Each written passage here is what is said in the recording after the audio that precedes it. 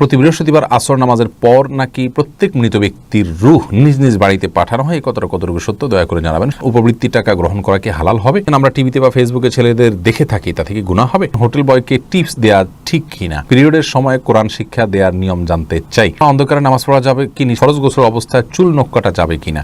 নিজের বিয়ের খুতবা কি নিজে পড়া যাবে? ওযু ছাড়া কি আজান দেওয়া যাবে? জিন কি মানুষকে স্বপ্নে দেখাতে পারে? ওযু করতে গিয়ে অন্যের ওযুর পানি শরীরে পড়লে কি কোনো রকম সমস্যা আছে? বিবাহ পূর্ব প্রস্তুতি নিয়ে সংক্ষিপ্তভাবে কিছু বলুন। পবিত্রতার ব্যাপারে শয়তান ও ওয়াসওয়াসা থেকে বেঁচে থাকার উপায় কি? মহিলাদের দুলাভাইকে ভাইয়া বলে ডাকা যাবে কি? আমাকে 30 দিনের মধ্যে 25 দিন ট্রেনে ভ্রমণরত থাকতে হয়, এক্ষেত্রে আমি কি কসর নামাজ পড়বো নাকি সাধারণভাবে নামাজ পড়বো? ফুটবল ক্লাব কান্ট্রির জার্সি পরিধান করা যাবে কিনা? অনেক গরিব লোক আছে, নামাজ তেমন পড়ে না, এদের দান করলে সওয়াব হবে কিনা? তাহলে শুরু করছি মূল পর্ব আমাদের প্রশ্ন উত্তরের। মান্নান রাজু জানতে চেয়েছেন, অনেক গরিব লোক আছে, নামাজ তেমন পড়ে না, এদের দান করলে সওয়াব হবে কিনা? ভাই রাজু, অবশ্যই সওয়াব হবে। আল্লাহ রাব্বুল আলামিন তিনি তাদেরকে রিজিক দিচ্ছেন, আপনি কেন দিতে পারবেন না? অমুসলিমকে পর্যন্ত দান করা যায়, অতএব বেনামাজিকে দান করা যেতে পারে। বিশেষ করে দান করে তার মধ্যে যদি এক ধরনের কৃতজ্ঞতা বোধ তৈরি করতে পারেন এবং তাকে যদি এর মাধ্যমে দাওয়া পেশ করেন নামাজের প্রতি, তাহলে সেটা আরও বেশি প্রশংসনীয় কাজ হবে ইনশাআল্লাহ।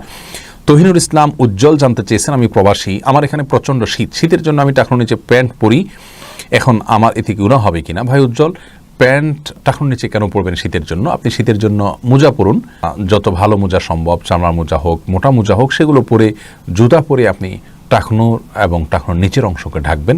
প্যান্ট দিয়ে সে অংশ ঢাকা জায়েজ হবে না এই অজুহাতে, যেহেতু বিকল্প আছে। বিপ্লবী কলমে আইডি থেকে জানতে চেয়েছেন, মহিলারা হায়েজ অবস্থায় আজানের জবাব ও আজানের দোয়া পড়লে কি গুনাহ হবে? উত্তর হলো না, অবশ্যই গুনাহ হবে না, বরং হায়েজ অবস্থায় এটা করা যাবে। মোহাম্মদ সাইদ জানতে চেয়েছেন, ফুটবল ক্লাব কান্ট্রির জার্সি পরিধান করা যাবে কিনা? এ ব্যাপারে শরীয়ী বিধান কি, যদিও জার্সির গায়ে কোনো বেদাতের চিহ্ন আঁকিবুকি না থাকে? দেখুন, কোনো ফুটবল ক্লাব বা কান্ট্রির জার্সি যদি পরিধান করেন, সেক্ষেত্রে কোনো কাফির, কোনো অমুসলিম খেলোয়াড় যদি হয়, তার নাম যদি লেখা থাকে, তাহলে সেটা জায়েজ নাই। এজন্য যে এটা তার প্রচারণা করা, তার প্রতি ভালোবাসা প্রদর্শন করার শামিল। আল্লাহ রাব্বুল আলামিন একজন কাফিরের সাথে, একজন অমুসলিমের সাথে আমাদের অন্তরঙ্গ বন্ধুতা করতে নিষেধ করেছেন। কোরআনে কারিমে আল্লাহ ইরশাদ করেছেন, ইয়া আইয়ুহাল্লাযীনা আমানু লা তাত্তাখিযুল ইয়াহুদা ওয়ান নাসারা আউলিয়া, তাদেরকে তোমরা বন্ধুরূপে গ্রহণ করবে না। আপনি কারোর নাম পড়া জার্সি নিজের গায়ে ধারণ করা মানে তার প্রতি আপনি বিশাল ভক্তি, শ্রদ্ধা, ভালোবাসা এবং অন্তরঙ্গতাকে প্রকাশ করা, এই জন্য এটা জায়েজ হবে না।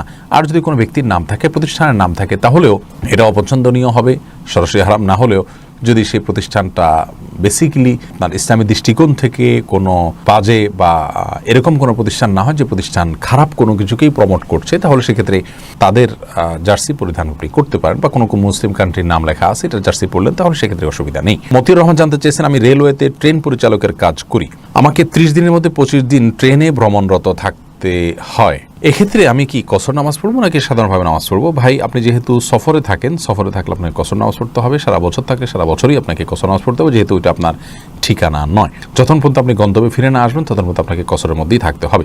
মুক্তার রুবেল জানতে চেয়েছেন, যারা সরকারি চাকরি করে, চাকরি শেষ হওয়ার পর যে পেনশনের টাকা পায়, ওই টাকা নিয়ে নেওয়া কি হালাল?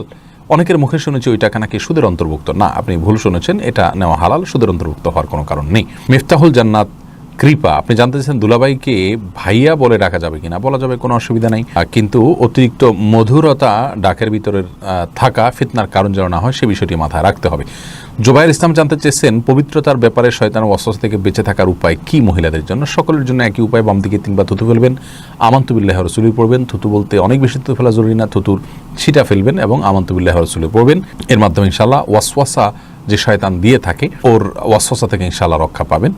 এমনি মেহেদী হাসান জানতে চেয়েছেন, বিবাহ পূর্ব প্রস্তুতি নিয়ে সংক্ষিপ্তভাবে কিছু বলুন।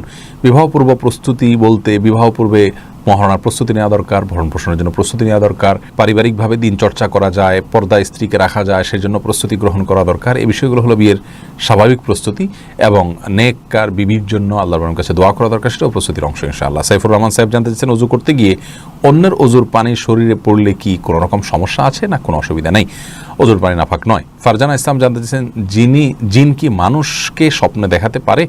না, জিন মানুষকে স্বপ্ন দেখাতে পারে না, তবে হ্যাঁ, জিন মানুষের মধ্যে প্রভাব বিস্তার করতে পারে, এবং দুষ্ট জিন বা শয়তান যারা, তারা স্বপ্নে মানুষকে বিভিন্ন বিষয় দিয়ে ভয় দেখাতে পারে। এর মানে এই না যে মানুষের সমস্ত স্বপ্ন তারা কন্ট্রোল করে। হ্যাঁ, কোনো কোনো ক্ষেত্রে মানুষের মধ্যে তারা প্রভাব বিস্তার করতে পারে এবং যার ফলে মানুষ কিন্তু স্বপ্নে ভয় পায়। এগুলো শয়তানের তরফ থেকে হয় অনেক সময়, এবং হাদিসে এই ধরনের বর্ণনা রয়েছে। মিনহাজুর রহমান রাকিব জানতে চেয়েছেন, অজু ছাড়া কি আজান দেওয়া যাবে? দেওয়া যায়, কিন্তু ইচ্ছাকৃত এবং নিয়মিত এরকম করা উচিত নয়, মাকরু। এমনি রাজীব বিন জাহাঙ্গীর আপনি জানতে চেয়েছেন, নিজের বিয়ের খুতবা কি নিজে পড়া যাবে? যেতে পারে, অসুবিধা নেই। টিটিসি আপনি আইডি থেকে জানতে চেয়েছেন, ফরজ গোসল অবস্থায় চুল নখ কাটা যাবে কিনা? যাবে, কোনো অসুবিধা নেই। আবু তাইয়েব ভাই জানতে চেয়েছেন, আমি যদি কারো টাকা চুরি করে খেয়ে থাকি এবং পরে তাকে না বলে তার বিকাশ নম্বর বা তার ব্যাংক অ্যাকাউন্টে তার টাকাটা পাঠিয়ে দেই, তাহলে কি তার হক ফিরিয়ে দেওয়া হবে? আর যদি তার হকটা অন্য কারো মাধ্যমে ফিরিয়ে দেয় এবং লোকটা যদি টাকাটা খেয়ে ফেলে, তাহলে কি তার হক ফিরিয়ে দেওয়া হবে? প্রথম যে পদ্ধতি বলেছেন, আপনি কোনোভাবে তার অ্যাকাউন্টে টাকাটা ঢুকিয়ে দিলেই তার হক আদায় করা হবে, কিন্তু আপনি এখানে আল্লাহর হক নষ্ট করেছেন, সেজন্য তওবা করবেন, গুনাহ মাফ চাইবেন, আর ওই ব্যক্তির হক আদায় করা হলো। আর অন্যের মাধ্যমে টাকা ফিরিয়ে দিলেন, কিন্তু যার মাধ্যমে দিতে চাইলেন, কিন্তু যার মাধ্যমে দিলেন তিনি নিজে মেরে খেয়েছেন, এরকম যদি হয় তাহলে সেক্ষেত্রে আপনার দায় থেকে আপনি মুক্ত হলেন না। মিফতাহুল জান্নাত কৃপা, অন্ধকারে নামাজ পড়া যাবে কি নিষেধ? অন্ধকারে নামাজ পড়া নিষেধ নয়, তবে এত বেশি অন্ধকার যদি হয় যে সিজদার রুকুর জায়গা দেখা না যায়, তাহলে মাকরুহ বলেছেন অনেক উলামা ইকরাম, তবে হারাম হবে না এবং নামাজ হয়ে যাবে। রেশমা বিনতে নজরুল জানতে চেয়েছেন, পিরিয়ডের সময় কোরআন শিক্ষা দেওয়ার নিয়ম জানতে চাই। পিরিয়ডের সময় যদি কোরআন শিক্ষা দিতেই হয়, তাহলে এক শব্দ করে পৃথক পৃথক করে শিক্ষা দিবেন, কেটে কেটে ভেঙে ভেঙে আলহামদুলিল্লাহি রব্বিল আলামিন এভাবে শিক্ষা দিবেন। মাহমুদ আবদুল্লাহ আপনি জানতে চাচ্ছেন, হোটেল বয়কে টিপস দেওয়া ঠিক কিনা? ডক্টর খন্দকার আব্দুল্লাহ জাহাঙ্গীর রহমাহুল্লাহ এটাকে নিষিদ্ধ বলেছেন।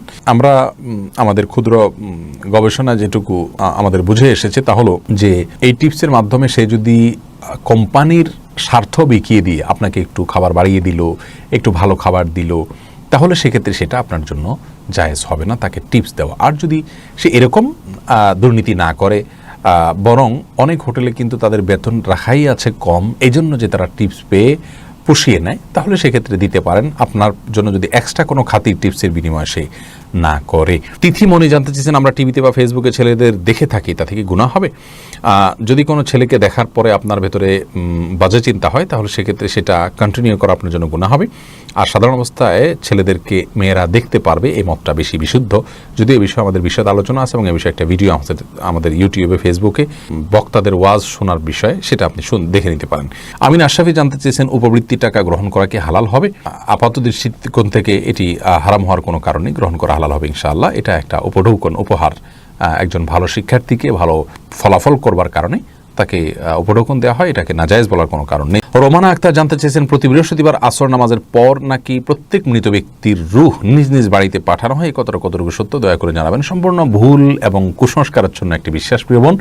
বৃহস্পতিবার রাতে মানুষের রূহ ফিরে আসা তো দূরের কথা, মানুষের রূহ একবার চলে গেলে সেটা আর পৃথিবীতে কখনো ফিরে আসে না। এটা ভূতের রূপ ধারণ করে আসে, বৃহস্পতিবার রাতে আসে, এই ধরনের বিশ্বাসগুলো হিন্দুদের মধ্যে আছে।